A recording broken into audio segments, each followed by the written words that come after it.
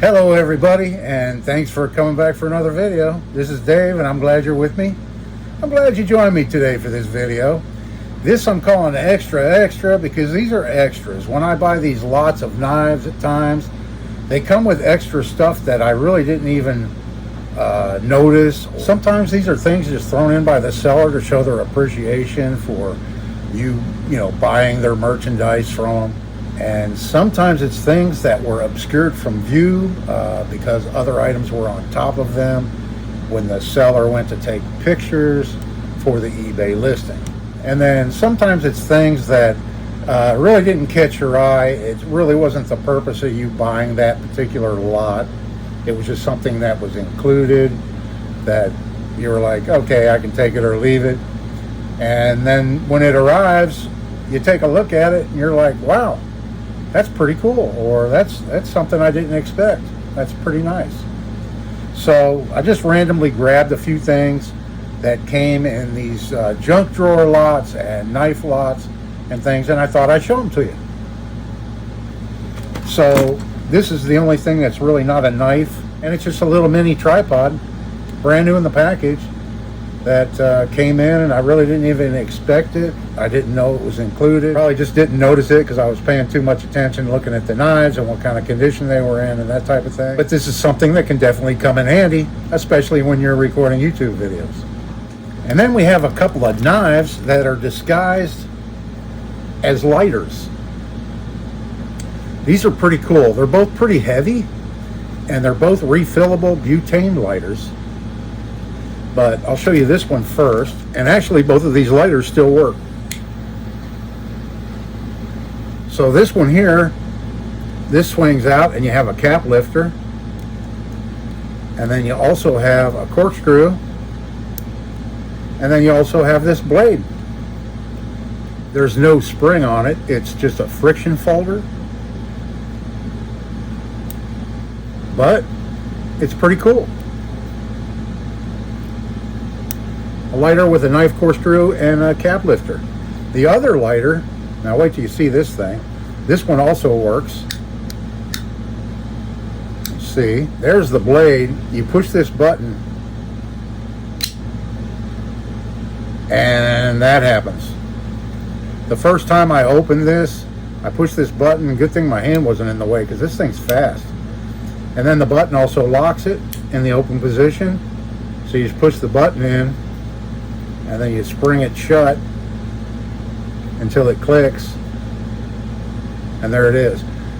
I feel like there should be a safety lock for sure on this thing, because you put this in your pocket and inadvertently push this button and that happens. So that's not very safe at all. Definitely not something you want to keep in your pocket. It doesn't, because it does not have a blade lock on it. A lighter with an automatic opening blade. And then next up to show you, this was included, both of these, and they're brand new. They've never been out of the packaging. They have like a plastic or a Kydex sheath with a belt clip, and then these slots and holes that I don't know what they're for. But they're like little Tonto blades. And like I said, these are brand new. I didn't even know they were included. Let's take one out of the package and look at it. So it has this, it's not paracord, but some type of a nylon cord wrap on the handle. And this little bolt right here is just to help it retain in the sheath. And it has a partially serrated blade.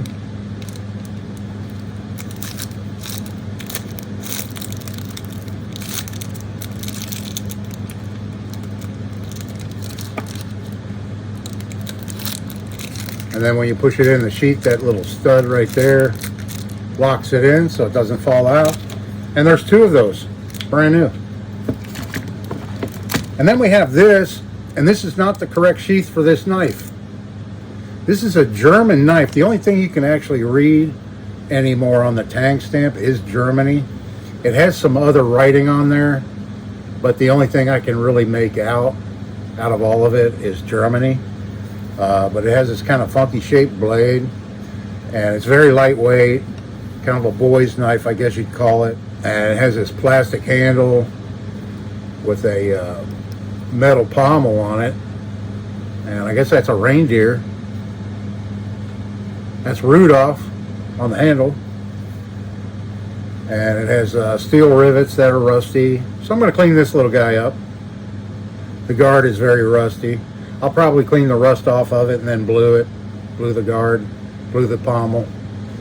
I think the pommel might have been plated originally out of the factory, and all the plating has come off of it. So I'll just blue that and fix that one up. And then the sheath that this came in is actually a Mora sheath. This is a genuine vintage Mora sheath. It's a little bit bent up. Yeah, the belt loop is kind of pulled out of the common rivet that was used for the knife retainer and the belt loop, and it kind of pulled away.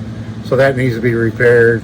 Actually, maybe even replaced. It's very thin leather and it's not in the best of shape. So it'd be better off if the whole belt loop was just replaced altogether. But the rest of the sheath's in pretty decent shape.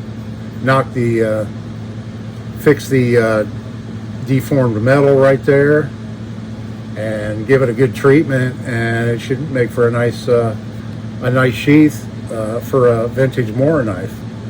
I know there's a lot of Mora knives out there that the sheaths have been lost or damaged beyond repair. Yeah, so I'll probably clean this up, give it a good treatment, fix all the damages on it. This is for a smaller Mora knife, like 4 to 4.5 inch blades. So I can put this one on eBay and see if anybody's looking for one of these. And then last up to show you, and this one here really surprised me, is this toolkit right here. It's actually an interchangeable knife toolkit. You've probably all seen these before. A lot of different companies made these. Imperial had one. A lot of them were out of Germany, out of Solingen, Germany. And you can find antique examples of these kits. Very similar to this one, but they're antique. So they've been around for a long time. So when I got this, everything was still wrapped in tissue paper inside. And so essentially it was brand new, never been used. And I really didn't know anything about it until I got to looking at it. And I thought I'd just show it to you all. So it's pretty cool. This has a Phillips head screwdriver, and that's the locking mechanism on the handle. So in order to put a blade in, you open up the screwdriver, and you can see this portion here protrudes out. And then you take, in this case, we'll start with the hammer right here, which I notice has some burrs from the lack of quality control where this was made. Look at that one. It's really sharp too. I'll have to file that off of there. But you just simply slip this down in the handle and then close up the screwdriver, and it's securely held in place. And it locks in very well. And then you have a little kind of a ball peen hammer, but it's not really a ball on the end. I guess you'd use this for little small brads or something like that. But yeah, it's as simple as that. The only real difference I see between these kits is the tang and the shape and style of the tang for how it locks into place. I found one exactly like this. It looked identical to this kit with the Phillips head screwdriver and everything, but it was a white plastic handle. And that one was made in Japan.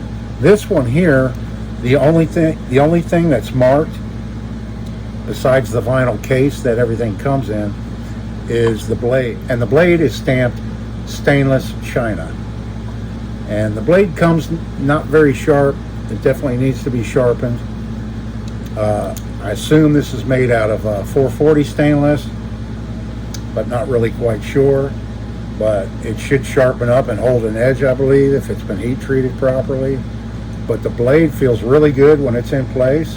And then we also have a combination can opener and cap lifter blade right here. And the can opener, you see, has a little bit of a bevel on it. It's not really sharp, but it has a bevel there anyway. So that should work to open a can. And then we also have a file. And I was looking at this earlier. The only drawback I can see with the file is it's not very aggressive. The teeth are pretty fine on this. This is like a smooth mill file. I'd rather see it have coarser teeth in this, especially if it's something you're going to be using out in the field, you know. It may be suitable for filing metal. I'm not sure. Maybe the intention was they thought people would use this for sharpening, which is a possibility, like sharpening a hatchet or something like that. But it'd be nice if it was, you know, it is double cut on this side, single cut on this side, but the single cut side, it's very, very smooth, not very aggressive at all. You could use it as a nail file, but that's about it, really. But that's the only drawbacks I have. And they could have made the tip on this to where it could be used as a screwdriver and then add another tool. But it does have come with this flat tip screwdriver. And this is way too thick, you can see, to be used as a screwdriver. And then the last tool it comes with in this particular kit is a saw blade, and the saw blade looks very nice. It has very, very sharp teeth. I haven't tested it yet, but I don't see any reason why this saw wouldn't be very handy in bushcraft or when you're camping for cutting up small limbs, shelter building, that type of thing. It seems like a very good aggressive saw. The blade is about 3.5 inches long. And yeah, so I think this would be a very handy, usable kit. I believe I might take this camping with me on my next camping trip and just pull it out and use it and see how well it works. And yeah, see if it comes in handy, and I'll keep it around. That one I saw that was made in Japan, that was just like that, but with a white handle. I believe it sold within the last year for about $33. I couldn't find any of these made in China, but if you hunt around, they might still make them, or you might be able to find one used somewhere or something for a really good price. I think it could definitely be a handy thing to have in your toolbox, your truck, your backpack, you know, that type of thing. So that's a wrap on today's video, folks. I hope you enjoyed today's extra episode. I really appreciate you watching. Hope everybody's having a great day. This is Dave. See you in the next one.